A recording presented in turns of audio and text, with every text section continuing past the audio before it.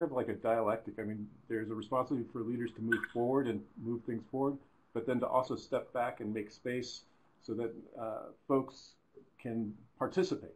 And I think that's one of the balances that a leader needs to take in thinking about this.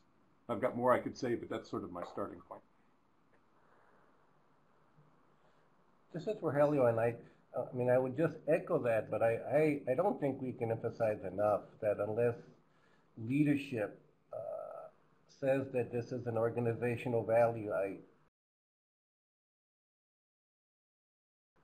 not much will happen, or diversity and inclusion will not be taken serious. I always struggle with that. I mean, I've seen through some listserv where people will say, well, I'm a person of color, and I'm a training this site, and they don't have a person of color from my group. They're asking me to do something, and I'm always thinking, well, that person has the least power of all and will probably be taken the least serious of all if they try to contribute or speak about their diversity. And that's why I think that unless leadership strongly embraces diversity, it will just be a box that we have to check, or something that we kind of all agree on, but not really take too serious because we're all too busy. So.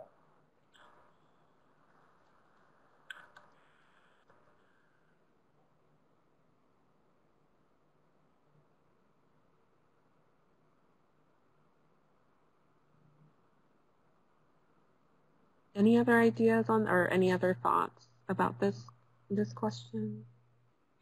Well, I guess the only thing that I would add, I agree with what both gentlemen said.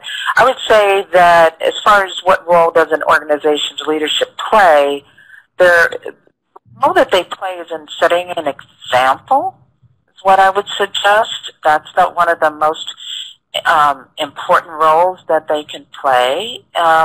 They can set a really good example for their departments, for their organizations. They can set a good example by showing up to events that are meant to educate us on diversity and multiculturalism. They can set an example by responding to overt, explicitly racially biased or sexist speech or behavior. I've actually, unfortunately, seen egregious behavior by individuals who've been in leadership in the past. And I've seen their behavior get covered up or minimized by other leadership. No steps taken to correct the problem. And I think that's one of the main roles that leadership can play. If they really want to promote diversity and inclusion, they could walk the walk and not just talk the talk. They have to say something, and speak up and take action. There should be consequences for behavior that is definitely explicitly racially biased or explicitly sexist behavior. And for so many years, I've seen things covered up. I'm not saying that's happening recently, but I've seen it over the years. And I think leadership really needs to also, I know that there's a big move in our VA system now where there's supposed to be a just culture, or a culture where it's safe to acknowledge mistakes and that people won't be punished. Instead, it'll be treated as a learning opportunity. And I think as we really truly embrace that instead of just checking boxes, then people will be more open to recognizing, acknowledging their own implicit biases, and recognize that we all have them. And that part of what we do as psychologists is to recognize that there is no such thing as pure objectivity, where we can just be 100% objective and neutral. And this is why we put all kinds of checks and balances into our research.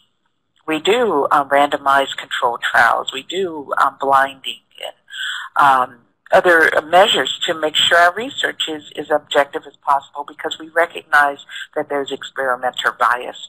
There's bias in each of us, and by looking at it, examining it, taking a really close, cold, hard look at it, and being willing to recognize that it doesn't mean we're not caring individuals if we do have a bias, but that because we're caring individuals, we're willing to look at our bias and hold it up and pay attention to it and work hard to overcome it and make sure it doesn't harm our colleagues or our trainees or our veterans. This is John. I'm resonating quite a bit with what you're saying there, particularly, and the way you framed it is kind of showing up, and showing up as being willing to embrace taking those steps that you're describing. And it can be very concrete, as you described earlier, of being at the events, at the meaningful meetings, being in the committee meetings for our diversity committees, and as a presence. And I think doing so in a way that's thoughtful and aware.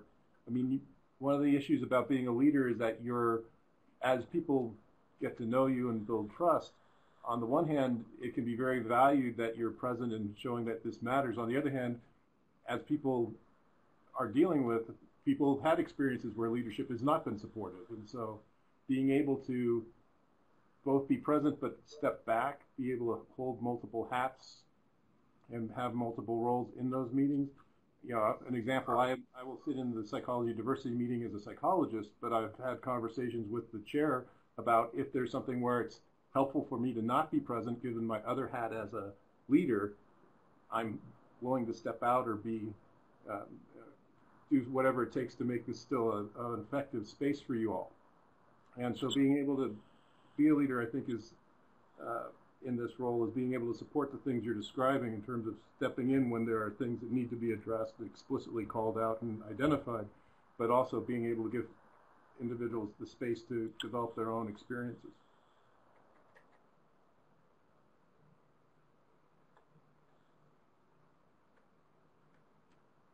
What I'm taking away from this is there can be some nuances to this in a number of ways. One thing that I heard that really kind of stood out is the idea of the leader is really upholding kind of the values, and what kind of gets said or what kind of gets stated in terms of values related to diversity and inclusion makes that, you know, a big impact then on staff in the organization. That really stood out to me in the idea around showing up, whether it's the you know, diversity committee meeting or some other kind of meeting or event, and also kind of being able to really support when things happen, staff or other leaders. Those were some of a few of the things that I heard, and also just supporting learning opportunities for staff and for others. Anything to add before we move? This is John again. I mean, one other place really very explicitly is mentoring and coaching. You know, making sure that folks have the opportunity to come to you around, you know, getting support and developing careers, and talking explicitly to people about how to develop as a leader, and how to have the opportunities, and making that as available as possible, particularly for underrepresented members of the faculty and staff, so that they know that there is a pathway. Sometimes if that's not made explicit, it's very hard for folks to find.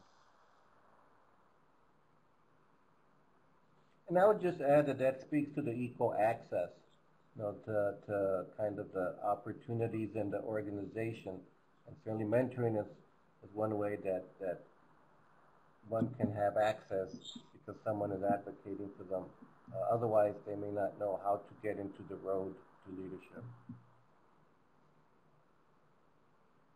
Exactly. So leadership, essentially, you know, in summary, plays a big role in promoting diversity and inclusion at our sites, and you've all really kind of highlighted the specific ways that you sought to do that. I'll go ahead and move us to our next question, which I think in some ways we've talked about a little bit, but that would be, you know, if someone were to spend a couple days at your site, how would they really be able to tell that diversity and inclusion are being actively promoted and attended to?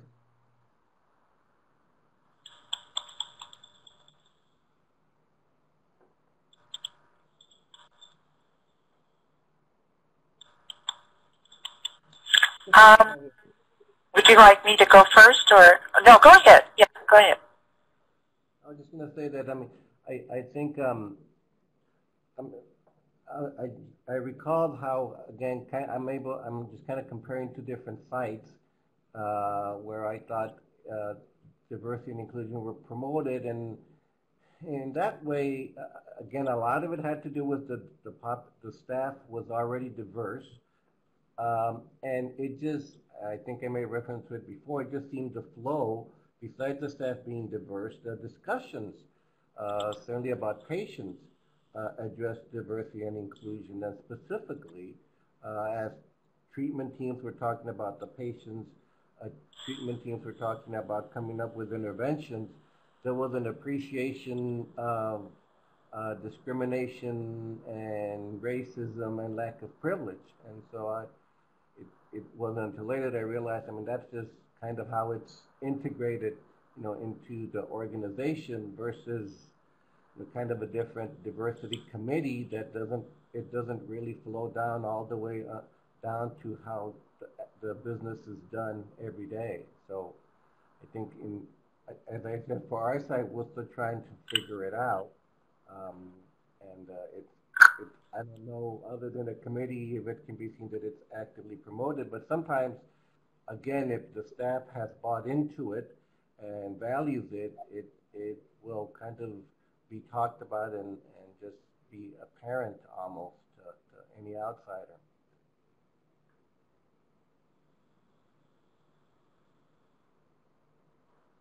That's really good. This is Josephine. I guess if somebody was to spend 1 or 2 days at our site, the way that they would be able to tell that diversity and inclusion was being actively promoted is that they would see posters advertising, again, the EEO events, the special emphasis programs that are open. Each month there are so many activities planned for each special emphasis month. But they would also see posters sharing about programs available or groups available to our transgender community. We have specific status providers who provide LGBTQ services. There's information about disability. You'd see staff who were visibly disabled with physical disabilities working, as well as just the ease of moving around our medical center if you had visual impairment or physical impairments. There's also an openness to recovery here. So individuals with mental health impairment, you would see openness in that way. We have lots of peer support specialists. We also are, there are some ways where you wouldn't be able to tell that it was being promoted. If you look still at the numbers of diverse staff, the diversity of the staff is still not growing. However, what has been really amazing to watch in the last 5 years is that our leadership in our psychology service went from an all-white male leadership, white Hispanic male and white male, to being majority female leadership. It's just been amazing to watch that. That's just happened in the last 5 years. So women are not underrepresented in our service. In fact, the majority of the psychologists in our service are women. To watch women in leadership is just wonderful, and I couldn't be more proud of that fact. But if you looked at other diversity within our service, then you'd still see some Black and ethnic minority diversity and representation. And this is John. I think we would be similar in terms of the observations as you were describing, in terms of what's posted and kind of announcements about groups and opportunities and educational opportunities around diversity and equity and inclusion. I think that would be present. I was kind of intrigued by Rogelio's discussion of kind of what the team meetings look like, and I think we have some teams where it would really reflect kind of that value of diversity being really central to the discussion. I'm just wondering, I'd like to check in with teams and see how that's going, because I know that's something that's been expressed, and I wonder if there's variability in our teams across how well that's being incorporated. And so that's a take home for me from this talk today. And I think that also, as Josephine, you're describing, I think we've really seen some efforts and success in representation within our leadership group in making sure that it's, and trying to make sure that it's, giving opportunities for excellent folks of all backgrounds to be participating, and I think there's growth there as well. One of the things that I was thinking about, we had a great, one of the things we have that's out here is our Pride in Fort Miley celebration, which is during Pride Week every year, and I think that's a very public and visible celebration that is really meaningful to our veterans in particular, because especially with some of the issues going on in the Department of Defense right now, having LGBTQ veterans, embraced and welcomed and celebrated on the campus of our VA, and then going to the Pride Festival we do in San Francisco every year. That's been, I think, an important demonstration of our being there for our veterans, and those sorts of activities, I think, mean a lot to communicating what we stand for.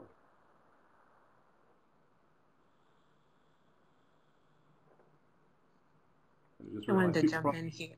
The San Francisco VA campus. So. Sorry, I didn't quite hear that last part of what you said there. Oh, I just said, and Fort Miley is the San Francisco VA campus.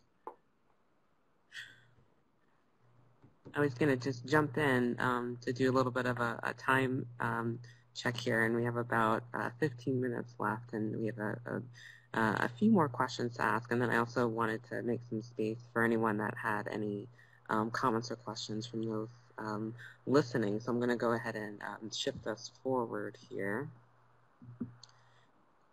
In this question, I was kind of thinking about it even as we were just talking. It's which staff members should take the lead in promoting diversity and inclusion. Another part of this that I was thinking about is kind of how does that decision even get made in terms of how this process looks?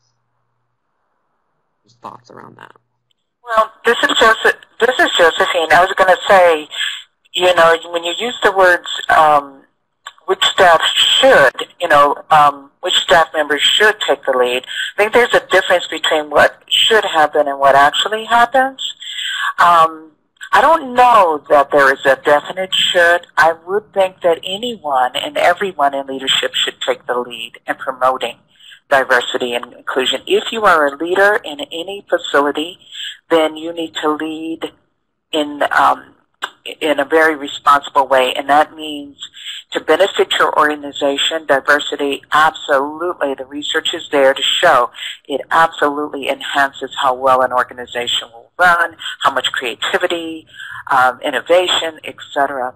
So if you are not promoting it actively as a leader, no matter what your status is, if you are not a part of the diverse group, but you are in leadership, it is absolutely your responsibility to act in some way to take the lead, or at least to identify individuals who can be more specifically involved if you do not have the ability or time. But I think you're taking the lead by identifying people. I think you're taking the lead by setting a good example. I think you're taking a lead by supporting and showing up and being present, and by identifying situations that are not inclusive and situations that are anti-diversity, situations that are harmful to people, and acting on them and not covering them up. So I think leaders should definitely take the lead, but as far as specifics, if I was on the website because this is Native American Heritage Month that and the VA celebrates National American Indian Month. So I was on their website of the Society for American Indian Heritage, and I was just looking at how there are less than 300 Native American or American Indian psychologists, and how sad that was. But when you look at their research site, when you select that tab, they really are very clear that if you are going to do research with American Indians, they want you to be have some investment in it, meaning that you are also American Indian. And I think that's because of the years of abuse and betrayal that has occurred. And so if you're going to be teaching about a particular group, then you definitely want to have some investment from that group. To be promoting the advancement of a particular group, then you definitely need someone who has skin in the game, basically, to be involved in that promotion. Does that make sense? I'm not sure. Like I said, I was in the controversy, so. This is John. That makes very good sense to me, and I think the other issue just that came to me with this question, and I also kind of, I'm being the CBT guy I am, I'm always trying to avoid shoulds as much as I can, but is also making sure that as a leader, I'm supporting folks to be able to engage in a way that makes sense for them. I think one of the challenges, I think, Rogelio kind of addressed this earlier, was sometimes all the burden lands on our staff who are people of color or people of a group that is marginalized, and they feel like they are kind of having to take the lead in making sure that the role that is taken on is one that's supportive for them and valued, and so that their engagement in this activity is not because other people aren't engaging, if that makes sense. That we set an expectation and a value that folks who have privilege and opportunity are also engaged to support this mission. It's not just falling on the shoulders of people of color, for example. This is Rogelio, and kind of I guess echo some of what Josephine was saying. Anybody should be able to take the lead. I think in an ideal world it would be a mix, because if you have a person from a marginalized group and they take the lead, I mean, to me there's always a concern of, well, of course, there they go again. They're going to do the diversity, but again, the risk that it's not taken serious. So ideally, you'd have a mix who would learn from themselves and then can maybe role model in their education to the rest of the staff about the importance of diversity and inclusivity.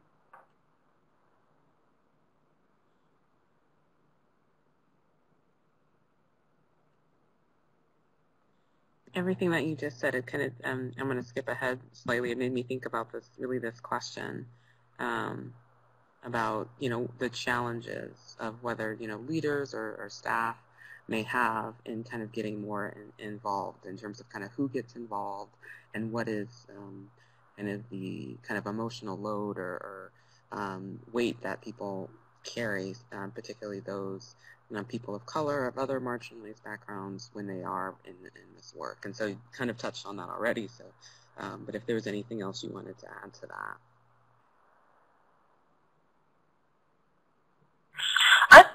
This is Josephine. I was thinking that the biggest challenge that has prevented leaders from taking on diversity issues has been a peacekeeping challenge. I think a lot of leaders are conflict avoidant, and I think that's why things get swept under the rug, swept under the floor, and kind of squashed, and we pretend that things aren't happening. We can be very conflict avoidant, and even though we try to teach our clients and our veterans to face conflict, to face challenges, to sit with discomfort, we often have difficulty with that. We don't want to offend some people. Sometimes we really like the person who has tons of implicit biases that are slipping out and making microaggressions all over the place. We really like them, but we're afraid to offend them. We don't want them to be offended, if we challenge them or if we say something, or if we promote diversity, we want to be accused of showing favoritism, or we don't want to be accused of doing some kind of affirmative action that's harmful to people who are more qualified. That's the biggest problem, and I think I'm often really, the hairs on the back of my neck really stand up when people really put down affirmative action because they don't really understand the benefits of it. And they really don't understand that the people that benefited the most from affirmative action were women. And that's reflected in our workforce these days. Even though women still don't have equal salaries, they benefited the most from affirmative action, more so than ethnic minorities. But what was really sad is that when you see a woman in a position of leadership, and if she happens to be a white woman, there's less of a concern that she got there because of affirmative action. Whereas if you saw African Americans get promoted or move on, then there was always this concern that there was some inferiority, or they weren't as qualified, or they weren't as intelligent. And there's just this automatic assumption that comes from a society that has really taught people that people of color, especially people with darker skin, were somehow innately less intelligent. And even psychologists played a great role in perpetuating some of those myths. And, you know, there are some really good books written out there on the whole topic of how psychologists have played an active role in some of the myths perpetuated about people of color. With that, I'll pass to the next facilitator. This is Rogelio. I think for me the biggest challenge is time. There's so many requirements, BA requirements. It's just hard to push for diversity, which is what I think you have to do as a leader. I think that when I was a staff psychologist, I was more involved in kind of on-the-ground work, both within the VA and even in the community and other organizations related to Latino mental health. But within work, I had very little power. And now as a program manager, I have more power but little time to invest in diversity, and that is the struggle for me. And this is John. I think I relate to both of those. I think avoidance, I think, is a really important one for us to just acknowledge and recognize, and the time, and especially as there's pressures from central office and VISNs to be focused on productivity and access and some of these other important pragmatic requirements. It can often feel like there's not enough time to focus on a very complex issue that takes consistent consistent focus and attention. Like, how do you build opportunities for diversity, equity, and inclusion? And so building in the space is really important in a system to make sure that there's formal, protected opportunities for that to be a theme, even under those pressures of time and the pressures of anxiety. And I think one other thing that I know for folks, sometimes one of the challenges is just anxiety about competence and knowledge. I think, and that's part of why the trainings that are being described are so important for folks to feel like nobody's going to be completely competent in everything. And I think Josephine did a really nice job talking earlier about that people need to have the space to make mistakes and still move forward in a constructive way. And I think building that culture where folks can be imperfect but working towards a greater effort is one of the things that needs to be done and to address some of these challenges. I'm going to weave our last question in that relates to everything that was just said about, has there been particular trainings or things that you all have attended or experienced or are aware of that I think can just help our broader audience in thinking about, when we're feeling like, okay, I don't really know what to do, or where should I start? Anything that has kind of stood out to you that's been helpful for you in your journey?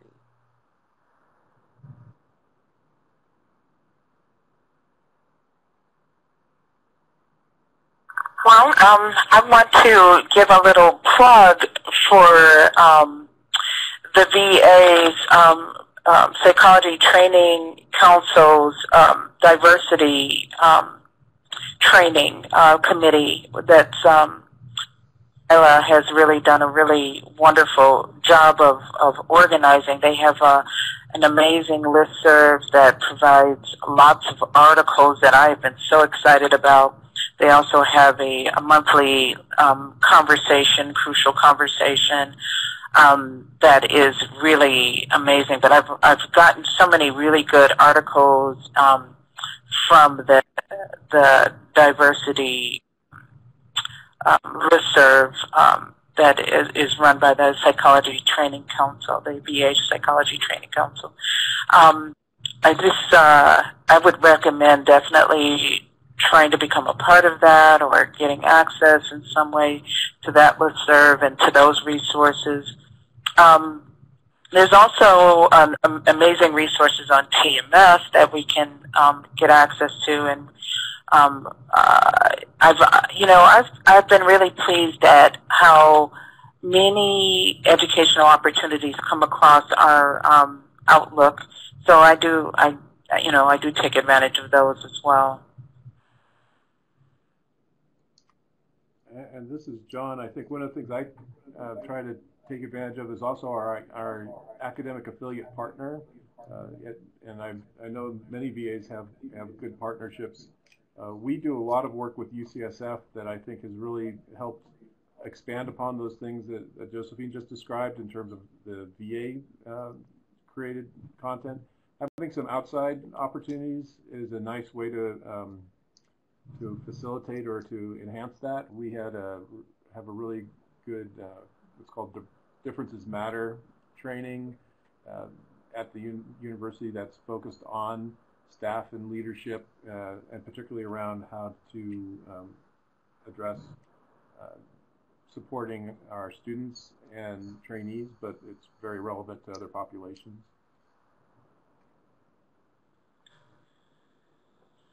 I'd hate to cut us off. I am aware of the time. Oh, yeah, go ahead. I was going to say connect with other people that also value diversity.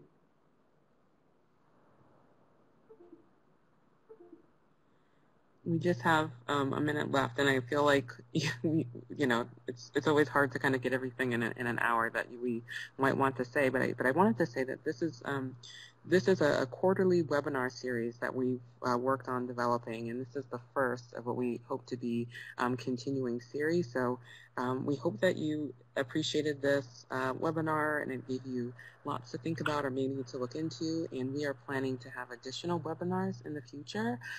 So we really appreciate any feedback that you might have on how we can improve or even make this more useful for you and the work that you're doing. So please look out for that. But we welcome any feedback, and we hope to be able to have even more time in the future to maybe even expand on what we talked about today, or to bring in some other information. So thank you so much for listening in. And this is Thank you. I'm just really happy to be here. Thank you. I want to thank Asale and Kristin for organizing this, and for our panelists, Josephine and John and Rogelio, so much for your thoughtful responses to these really thought-provoking questions. Just want to wrap it up and let people know that CE is available for participating in this webinar today. It's free for Division 18 and AVAPL members. I put a link to the SurveyMonkey there in the chat box, so you can fill that out right away. And I'll also follow up with an email later on this afternoon, so that just to remind people of how to claim credit. If you're not a member of either organization but would still like to claim CE, you can do so for a $15 fee. But I'll explain all of that in the notes box here on the webinar room and also in that email. So thank you all so much, and thanks everyone for attending today. Thank you. Take care. Thank you. It was fun.